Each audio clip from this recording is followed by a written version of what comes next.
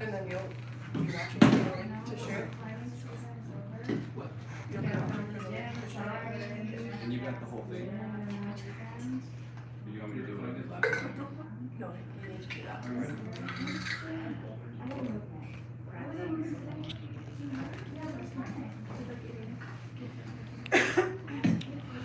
Wait, my paper was right here. What happened to it? So we are not. Yeah. Evan. Those are YouTube ones? Evan. My paper with the questions was right there. I did not. I didn't move anything. Is it the one that's Allison, do you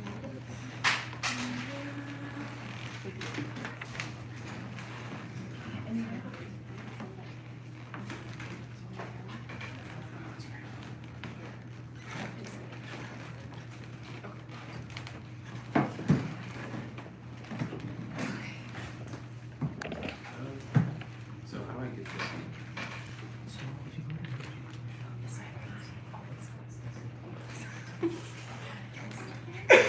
no.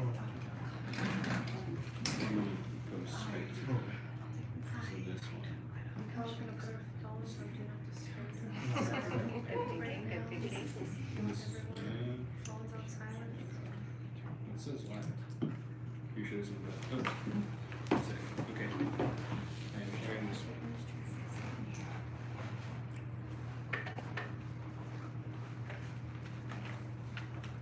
Are we ready? Do we have viewers? We have a few, but we might want to.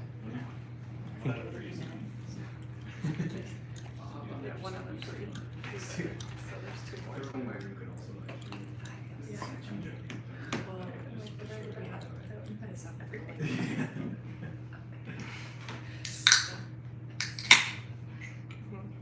Yeah, this is recording right now.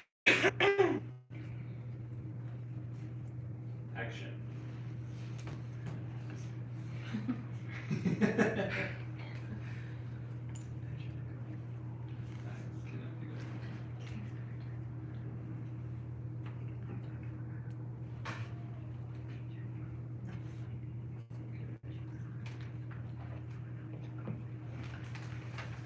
What do you think? Should we start?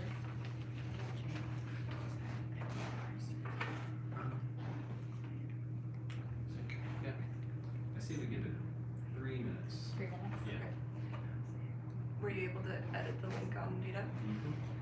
Do you want to go ahead then and start with the little PPS preamble bit, introduction? I thought it wasn't doing that. Well, if you have the link edited, that's all you need to do.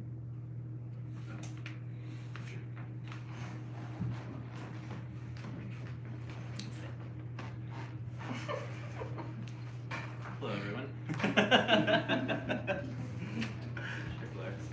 Liv. Hey. Hey, Alton. Hi, Evan. No. All right. Well, sorry everybody for the technical difficulties, but we have persevered as always, and now we are at the Rhizome in North Portland, and we are going to be solely live streaming this full event here. So, my name is Evan. I'm a volunteer of the. Speak up, please. Okay. My name is Evan.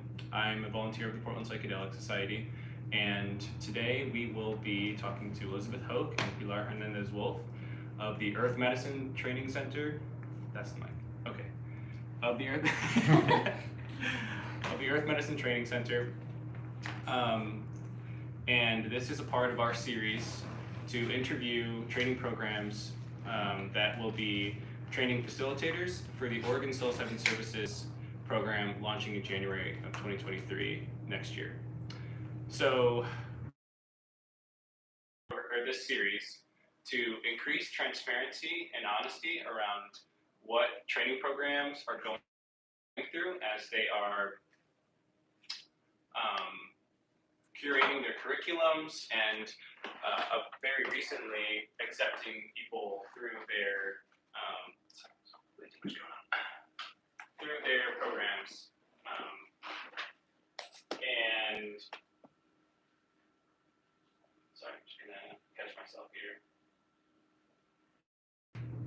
So this is a pretty unique interview because this morning Earth Medicine Center actually has announced that they will not be participating in the Oregon Psilocybin Services program.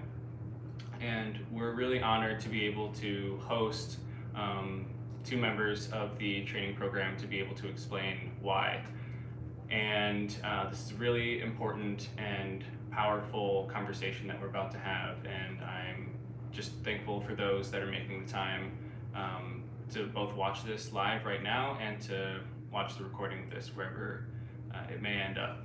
So a few more things about the Portland Psychedelic Society. We are a nonprofit organization here in Portland, Oregon that aims to educate, integrate, and research the psychedelic ecosystem of Portland and help people access education around psychedelic medicine and how to use it.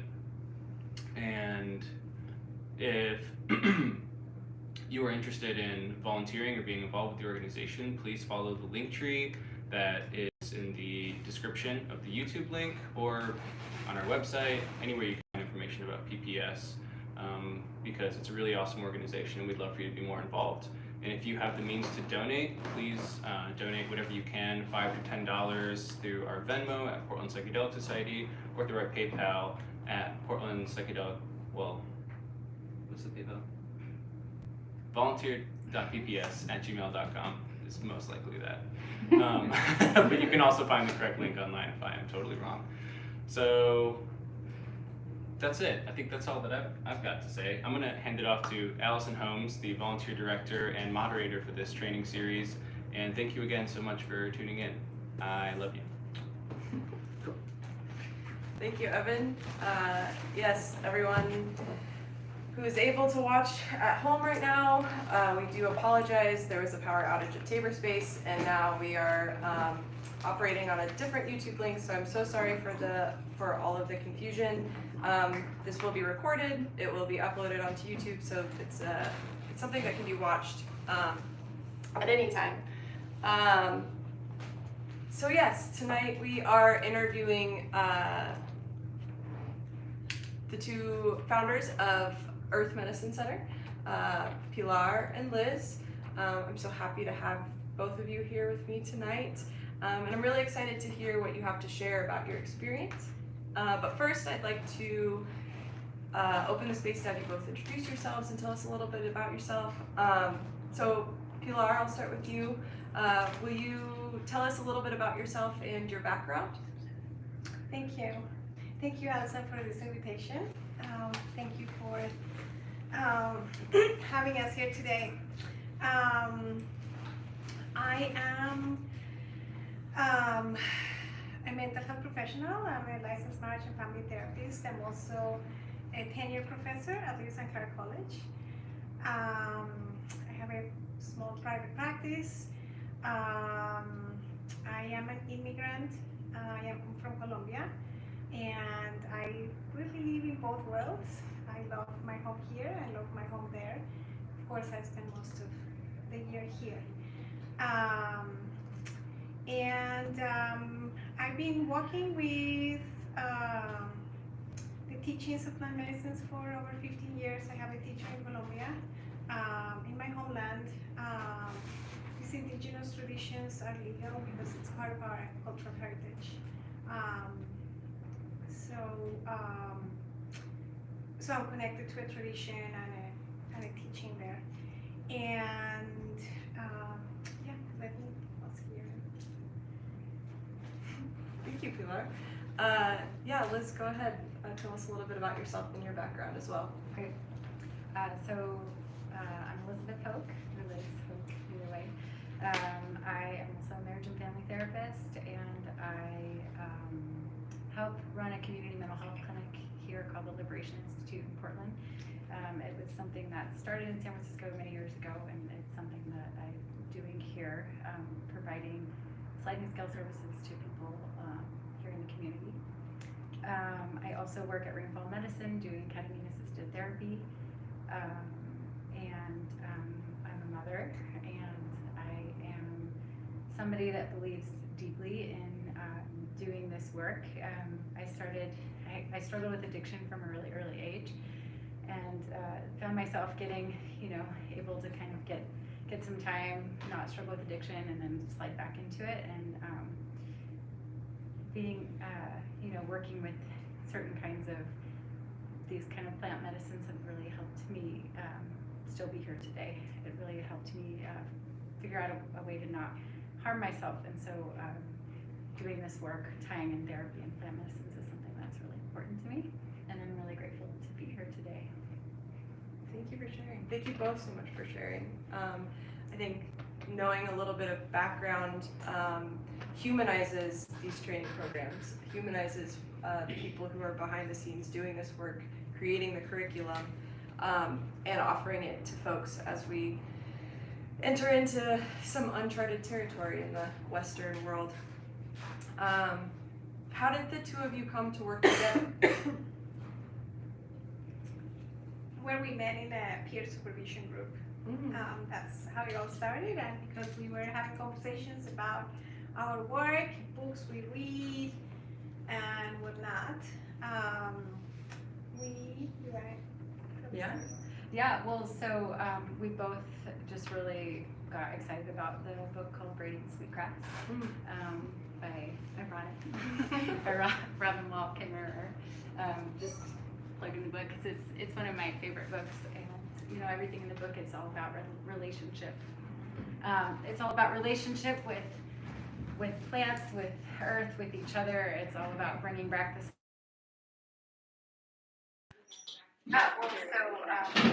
So we would really talk about that. So excited about how can we help professionals and really bring back a lot of the ideas that she brings up, because sometimes in the mental health world it's so medical that we're not bringing back this idea of relationship, not excited about this, about the individual and just healing by themselves.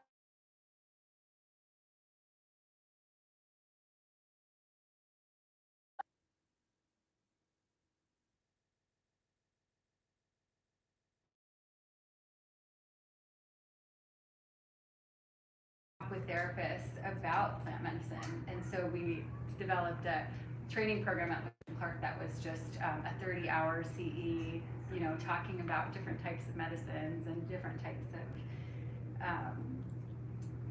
different ways of healing with as being a therapist. How do we start to learn this stuff? And that was something that we created at Lewis and Clark as like a 30-hour CE for therapists. Yeah, thank you. What was your experience like trying to sort of start that training or that curriculum through Lewis and Clark? It was very positive. We work with the Center of Continuing Education and classes, and this is a 30-hour training where we were bringing together our ideas around mental health and connection with nature and non-ordinary states of consciousness, and Sweetgrass ideas into this curriculum. So we were very excited and discussed these ideas with the approval, and the center was just incredibly helpful. We loved working with them. And we had a great audience. We worked with two colleagues.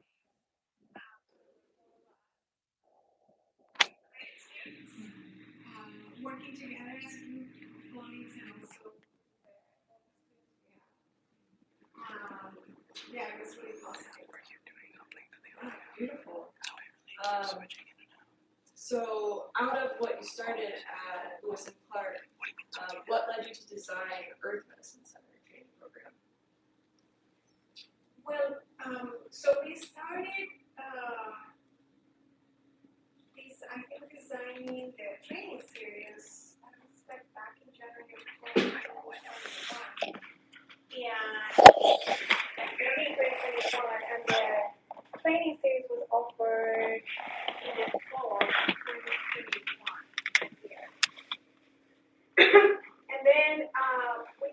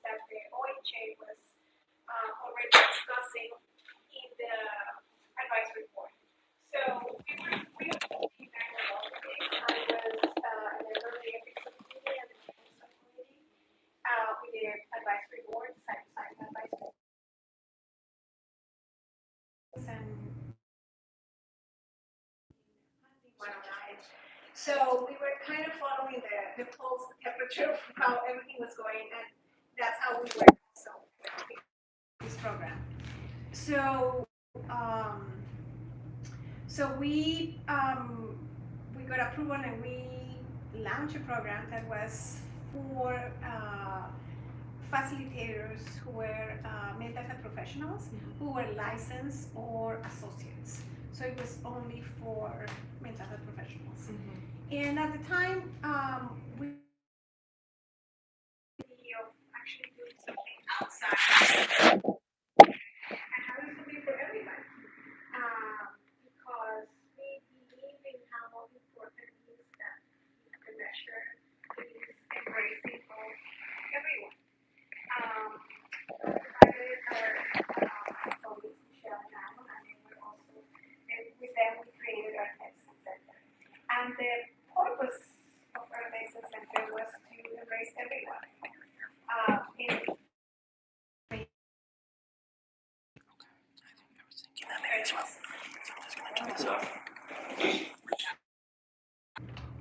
We got about 30 people watching and like no one can hear, and it's our fault. Y'all are speaking at a good volume. We're gonna try taping the wire real quick. So just like quick pause, water break. Do you want us to take this and put this closer? What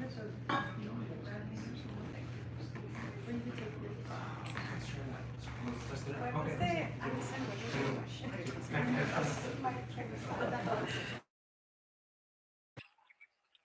Hit the chat and say, stop messing back. Ah, that makes sense. These Bluetooth AirPods that we've been using, and we think that might have been what's happening when he puts them in, disconnects, and okay, so Is it recording with sound or not? yeah. Yeah.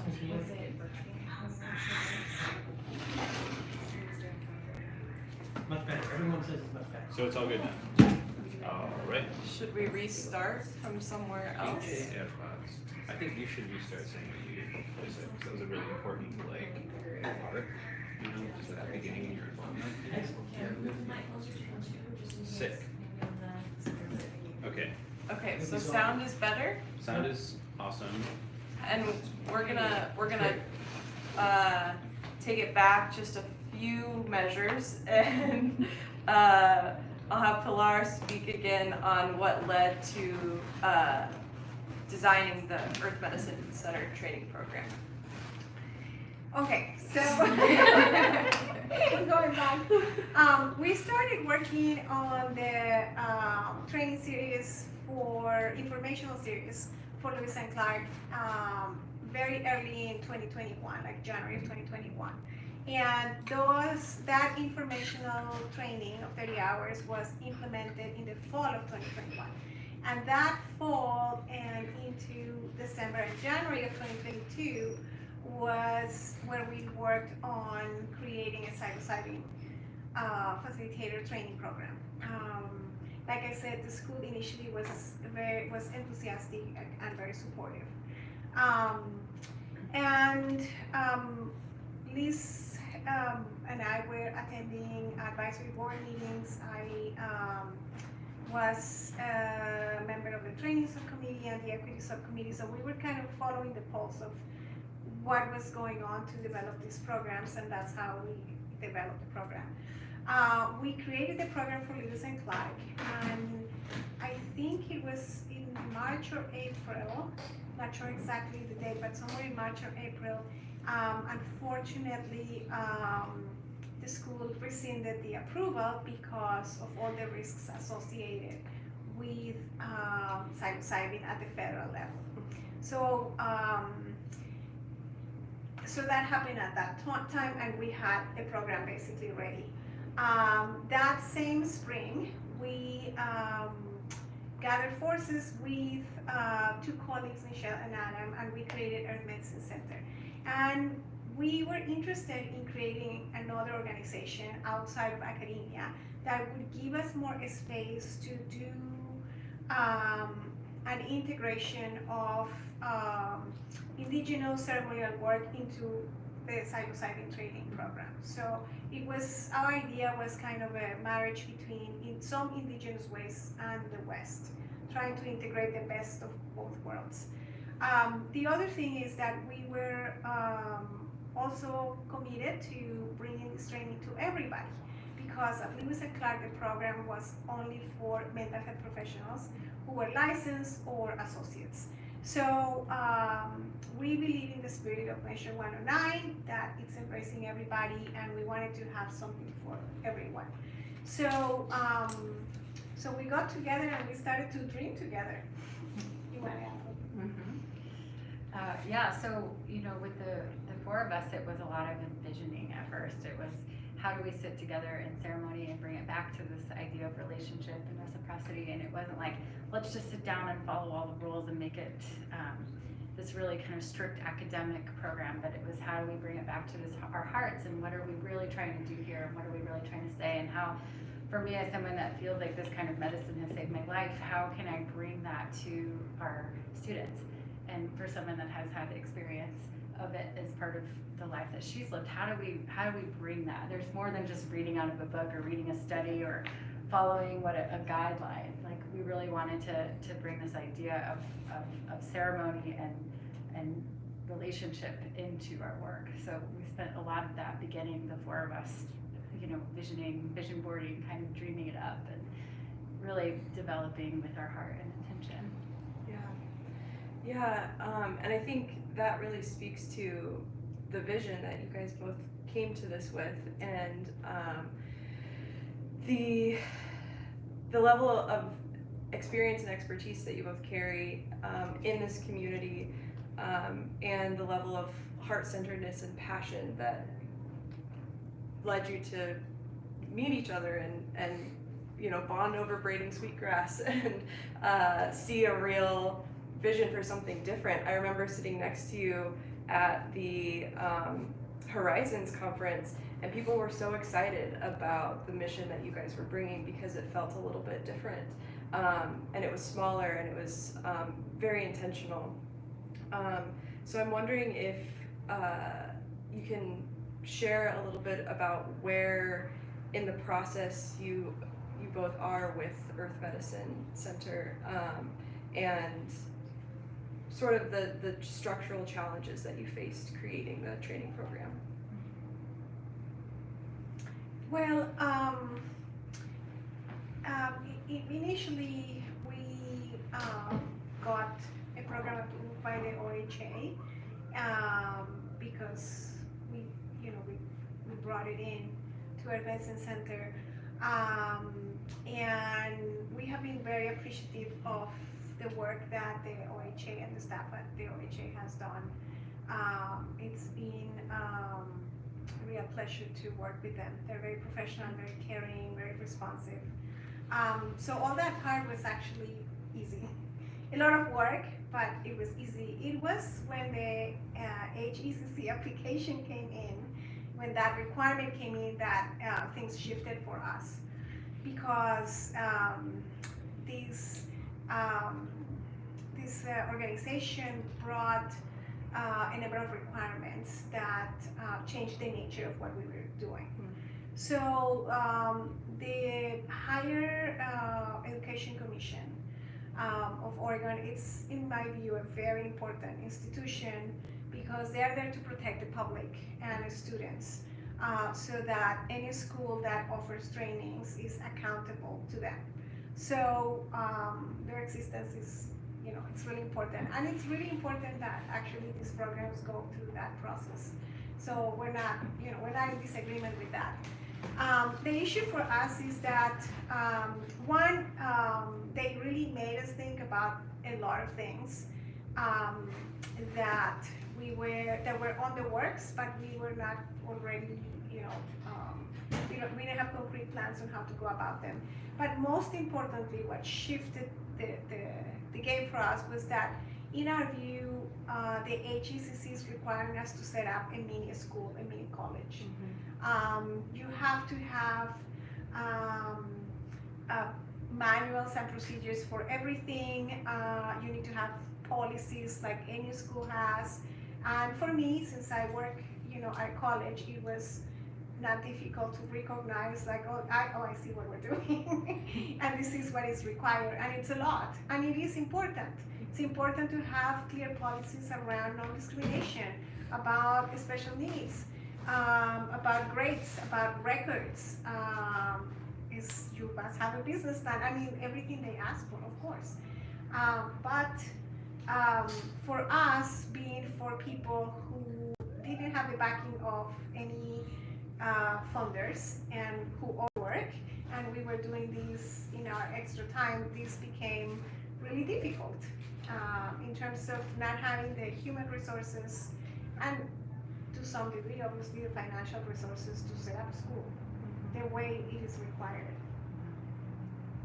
Yeah, I mean, and I would say, just to add to it, one of the things that was so important to us was that it stayed small. We wanted to have a cohort of 20 people, and we wanted to have supervision groups inside practicum of maybe 5 people. Just we wanted to make sure that our students were getting a lot of access to our teachers, and we were able to have a lot of communication around everything that we were teaching. And when this HECC application came in, we were like, wow, we're gonna have we had some lawyers to write up help us with these policies. We're gonna have to figure out what the different contracts look like. It became so overwhelming with the amount of stuff that we were gonna do. It was no longer this, we're just gonna have 20 people, and our goal was 20 people cohort for a year, and it was gonna be this very intentional, slow program. And all of a sudden you add all these fees in, and another thing that we wanted to do was we had a set fee for our class, but we also wanted to offer scholarships. And so we had a certain amount set out for scholarships that would come out of the money from the school. We didn't have, any kind of corporate sponsor or any money backing. The money that was going to go to scholarships came from us, from the people that own the school. And so the more the fees started coming in, we're like, well, we're not going to be able to offer any kind of scholarship application. And so now we're only saying that people that have a certain amount of money can take our program, and that just wasn't in alignment with us.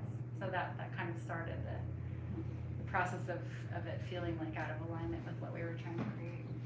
So that started the process, but is there something different that ultimately led to this decision to put Earth Medicine Center on pause?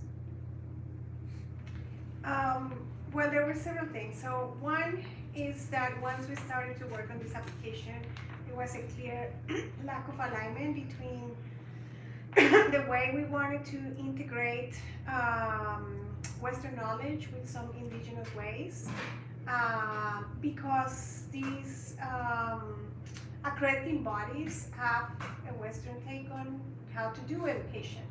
And our idea was to create community. And create community means spending time with people, and it means growing together and going through the challenges of rupture and repair together. And all these things require a certain pace and require time. So it was not just about reading books and watching videos. It was really about, let's do the work and talk also about our experience. So there were a number of challenges involving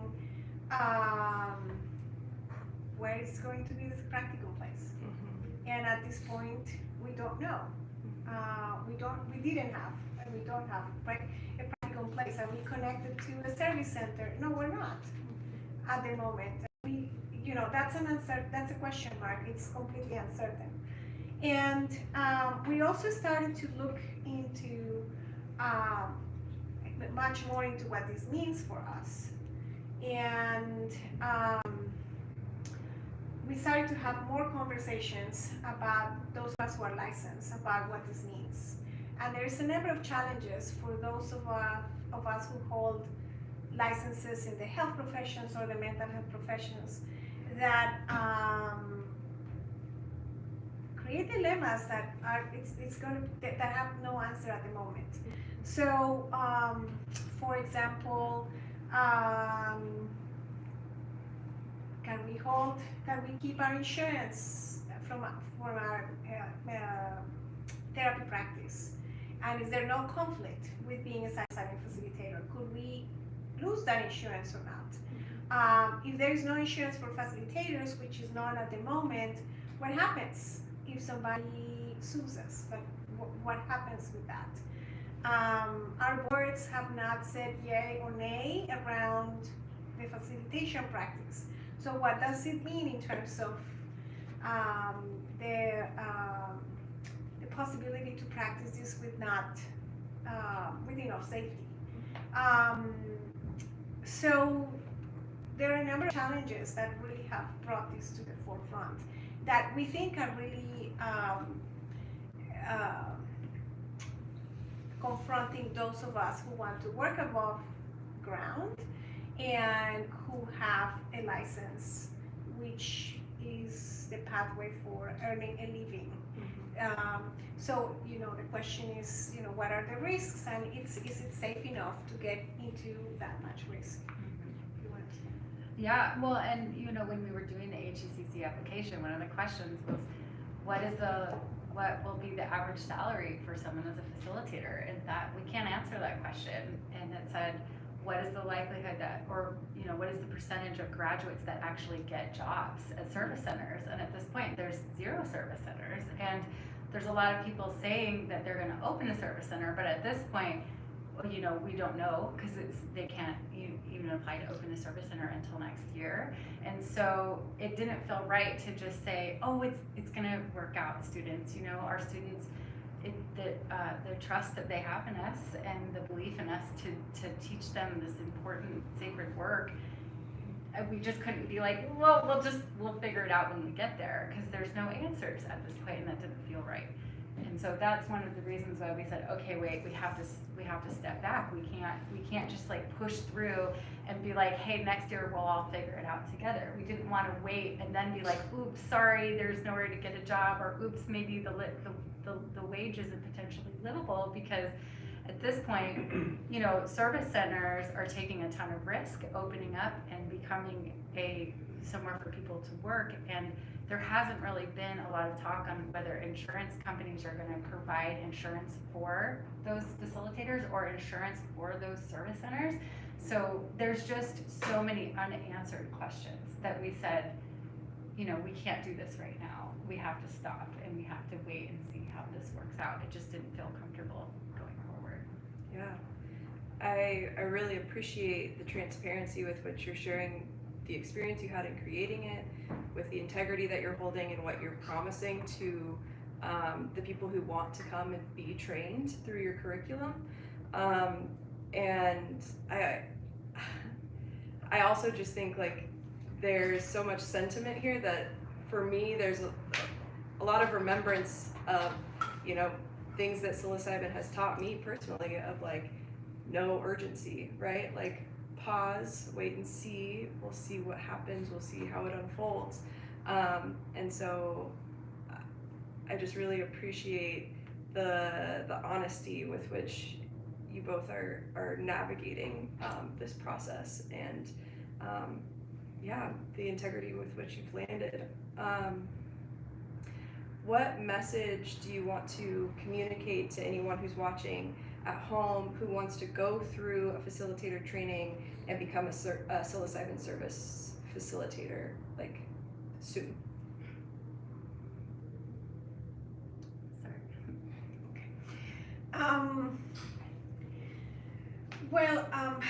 For the first idea I want to share is that after all the work that we have put into doing this has been a very difficult decision, and it's been a learning process. We are clear that this is where we're at, and that's totally aligned with who we are. The first thing I would say is like, well, pause and really see what are the risks and the benefits of doing this at this particular moment. And do you have enough information? And is there really enough consent, informed consent around the risks, right? So, especially for people who hold licenses, have you checked, if your board is saying anything? Maybe they're not saying anything, but what does that mean? Have you checked liability issues? Have you checked conflict with insurance companies, because they operate at a federal level? Do you know that you can't really open a service center? Somebody who has a lot of money is going to open the service center, and then you have to work for them. What are the fees that you think you're going to be paid for the work you do? So we have to think about all these things. So before investing into your time, your education, your money into this, I think it's important to have some clarity about what kind of risks am I comfortable taking. Because at this point, I think that's what it is. We personally thought we're not going to put our licenses at risk, so we're not doing it right now. So we can't tell our colleagues to do it because we're not doing it right now. I have some notes here. We thought about that it's also important for people to ask questions about what kind of practical experience they're going to have, and what kind of supervision they're going to have, and how much is that really going to happen. I'm sure a lot of people who are the audience today are familiar with non-ordinary states of consciousness, and you know that it's a different world with a lot of unknowns, and rules are always being discovered. And in these worlds, you learn by experience. That's really, and being in community with people with whom you can process that experience. So I think in a training program, that's necessary.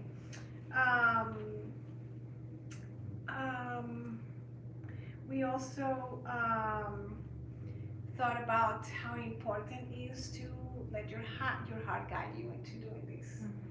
Do it with your heart, because I think that's one of the essential lessons or messages that the medicine of psilocybin, the spirit of psilocybin gives us, is about working with your heart. So what are the conditions that you need materially, spiritually, intellectually, so that you can work with your heart and in relationship with everybody? Do you have thoughts? Yeah, I'm gonna echo everything that Pilar has to say, and also, like you were saying, that when you interact with this psilocybin, it tells you to slow down and get in relationship with the land and each other, and how do we come back to really talking to each other more about what's happening at these training programs. It feels like there got to be this mad rush of like, hurry up, be the first one, and how many people can you train over 6 months and online, and like, is that really like is that conducive to this kind of work that we're talking about doing here? I mean, I think that there's so much work, like Pilar was saying, this like interpersonal kind of work, this working stuff out. You can't just absorb the information from a textbook or online and then go out and practice. Like, there has to be practice. And I think one of the things that Pilar has said to me about the education system in general is very disassociative learning, right? We get into this like cram as much information and then go out and use it. And it's like,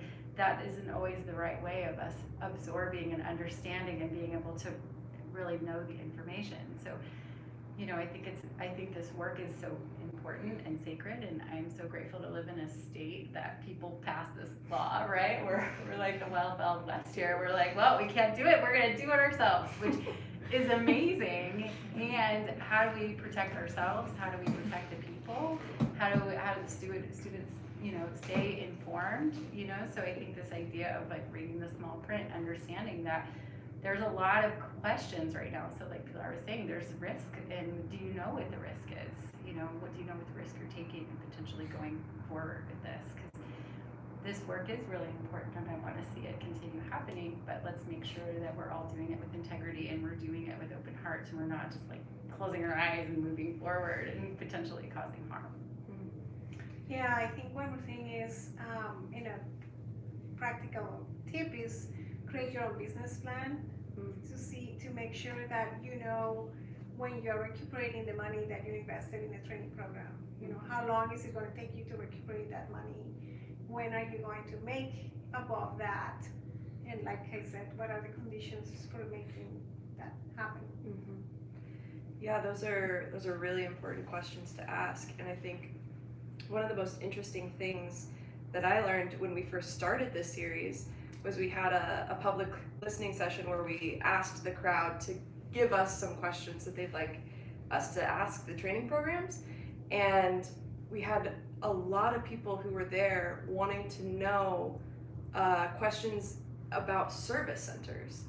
And so many people in the public are not even aware that the service center piece of this isn't even like detailed out yet. They have not created the rules and regulations for service centers. So what it will take to run and operate or work within a service center is still a huge question mark. And if we look politically, we've got a contentious governor race happening right now. There's a lot at stake with pushing people through a training program and then seeing how this might or might not flesh itself out in the next year or so. And so I just want to take a moment to honor the thoroughness of the message that you guys are providing tonight.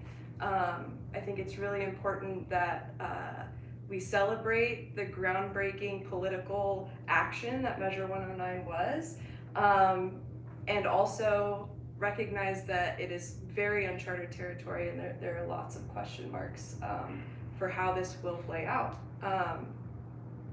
So with that in mind, my last question that I have detailed out here is, what do you hope to see from the training programs that are already operating or will be soon?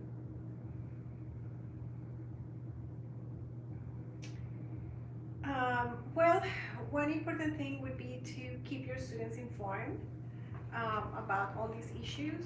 There is, we in the programs, we have to teach about informed consent.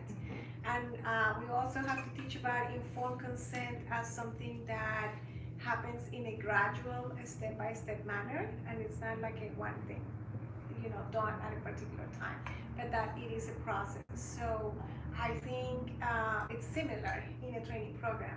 There should be informed consent, and it should be a process. As the new information comes up, people should be informed so that they can decide what risks, are they going to take. It would be also helpful that programs allow enough time and focus on the interpersonal dynamics that are developed in a program, and that really pay attention to the processes that involve rupture and repair. That's what life is about. It's about repair from ruptures. We humans are very good at creating ruptures, and they're not always solvable, but many are, and it's important to do that in the training program, especially around equity issues. The advisory board has made a great effort to integrate issues of equity in training and in facilitation, and it's very important that attention is paid to that in the process of training. You want to talk about supervision? Yeah, well, and have small groups for supervision. I've spent the last 10 years running a community mental health clinic where we provide supervision to therapists, and if you have more than 5 or 6 people fall through the cracks. They don't talk about what they're doing. They don't talk about their clients. They just, if there's a whole bunch of people, then some people stay quiet, and then they don't actually get that one-on-one learning. So make sure that if you're going to have huge 130 person programs that are online, make sure the supervision groups are small, that people are talking to each other, that people are not staying silent. This is really important work. And we have to make sure that there's time for relationship building, there's time for seeing each other, there's time for, like you're saying, rupture repair. We can't just cram information without relationship and then send people off to do this work with our community. I mean, we need to take care of each other here. We can't just have people that don't understand how to do this work in community. Yeah, Measure 109 was campaigned on this platform that it would bring psilocybin services as a healing modality to the people who need it the most, and to make it accessible. And in order to do that, we need facilitators who are have some depth to their training, who can be relational, who can experience rupture and repair, and that can be hard to accomplish in a large, massive lecture hall or to 100 students online. And so really figuring out the ways to hold some of those small group spaces, and like you said, build community. I think that was all the questions that I had listed out, and we did open up the chat on our YouTube channel. Do we have some questions already, or should we wait for some to fall in? So we do have 2 questions in the chat, along with a lot of appreciative comments for this conversation. Oh, wow. Lots of love. The first question is, will members of Earth Medicine Collective be open to informal apprenticeship as they reconfigure? It's very similar to the second question, so I'm just going to go straight into it.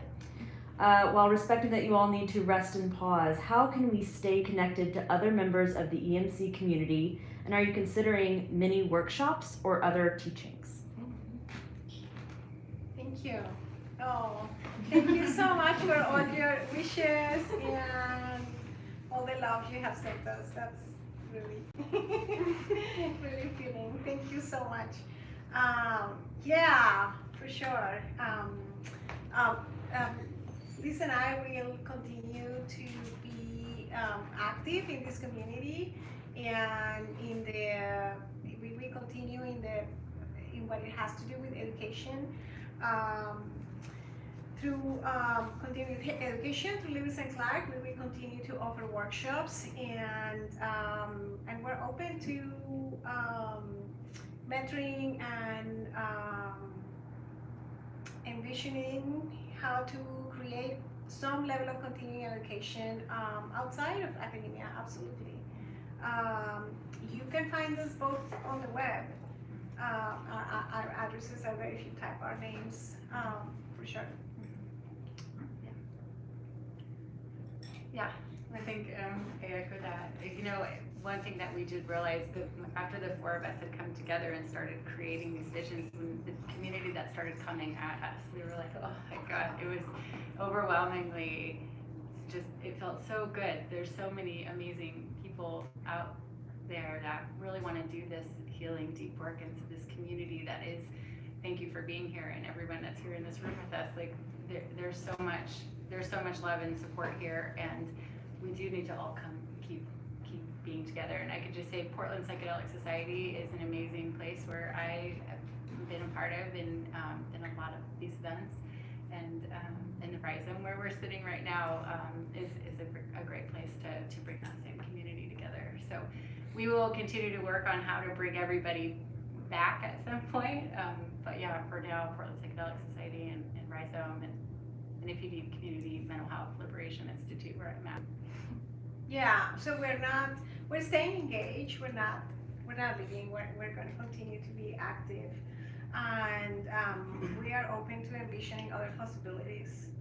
The fact that we're pausing this project doesn't mean we're not going to put our hearts on pause. Our hearts are not on pause. It's precisely because they're active that we're pausing this project. But you know, that's what nature teaches us. You know, things flourish and then they go away, and then other things flourish back, and that's how we're moving. We're moving like that. So yeah, besides these spaces, please reach out to us. Just Google our names and you'll find our email address, and we're happy to stay in touch. Do we have any other questions flow in? We do. We have 3 more questions coming in. 1 more. This one's pretty general. What are the minimum qualifications for a facilitator, both legally and in your opinion, realistically?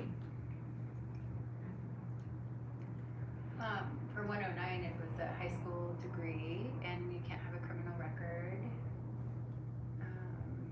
right? And then you have to go through a program that is approved by the OHA and the AGCC. Mm-hmm. And in order to, you must get a certification from that program, And then you also have to pass the Oregon exam, and then you will have your license as a facilitator. Another question, how do you co-create, hold on. How do you co-create accountability in the community? You start by building relationship with your teachers, with your peers. You know, I think if you're in a program where you're not talking to each other, then no one's going to know each other. But if you're in a small enough program and you're talking to each other about the clients that you're working with, if you're even just, you know, in the training programs, they're going to have a lot of training together, learning how to sit with each other, and that's going to start the accountability of understanding, oh, maybe someone's got some shadow work there that they're not seeing. And that's, you know, as therapists, we have to do 2,400 hours of that type of work to make sure before we get out into the community that we're not playing out our shadow work with our clients. And so for this, it's, you know, in practicing in the supervision in the practicum that you're doing, I know it's only 40 hours, but you know, finding other ways to practice to make sure that you're ready to not cause harm to somebody else that's, you know, wanting to pay you to be their facilitator. Yeah, I will add to what you're saying that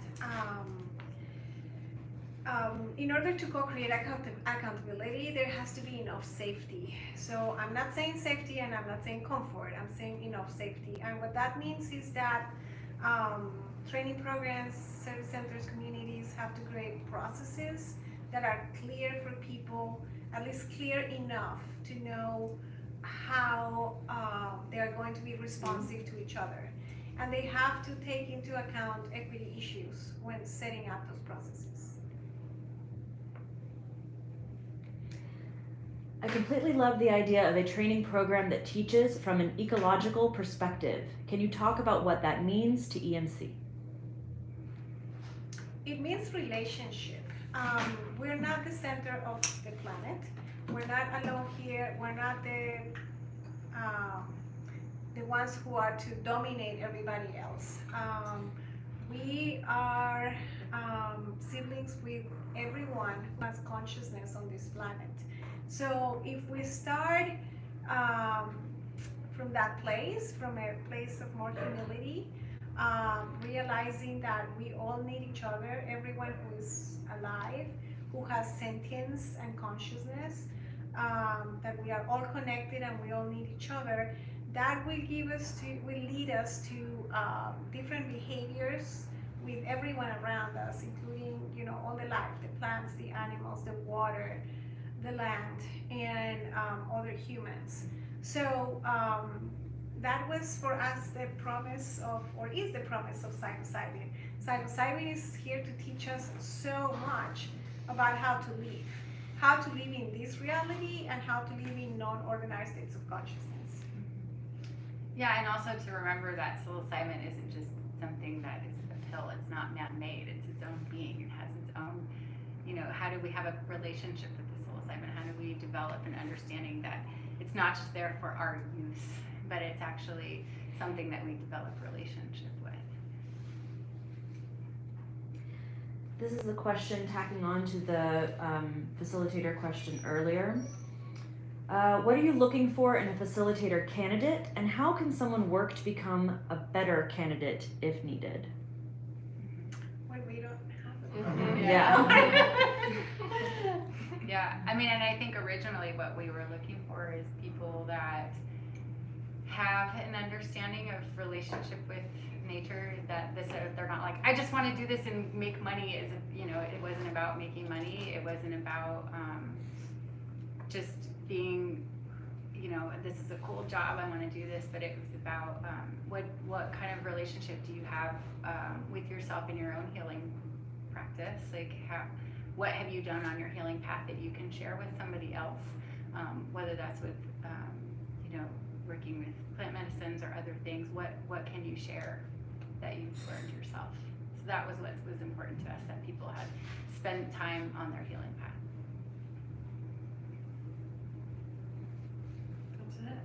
All right. Thank you so much to the public for asking a few questions this evening. Thank you, Pilar. Thank you, Liz. I'm so grateful to know you both, and I'm inspired by the level of integrity that you're holding within and holding as leaders in this community, and holding accountable for this developing system that, as I said earlier, we want to celebrate, but also remain curious about how it will unfold, and putting relationships at the forefront of that. Any last words for our meeting here tonight? Gratitude, really. Thank you everyone here, and Portland Psychedelic Society is awesome. Thank you so much.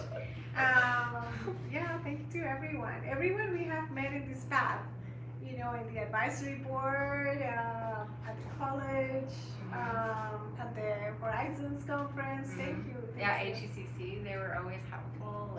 Everyone involved in this process there is a hard work for everyone here. So just grateful to be here. Yeah, thank you so much. Yeah. I think that concludes our live stream event this evening. Thank you all at home for bearing with all of the adjustments that we had to make to get here. But I'm really glad we persevered. I think we had a really a very meaty conversation tonight. And the comments in the chat obviously express a lot of gratitude and appreciation for the two of you sharing your experience. So thank you so much for being here, and donate to PPS, Portland Psychedelic Society, Venmo, PayPal. Yeah. Thank you, Noah, for helping us with the live stream. Thank you, Celicia, for monitoring the chat and asking the questions. And we will have another one of these this month. We'll be interviewing the Intertrek program on November 21st. And hopefully that one will be at Tabor Space pending electricity. So we'll see you guys Monday the 21st at 7 p.m. for an interview with Intertrek. Bye. Thank you. Thank you. Thank you.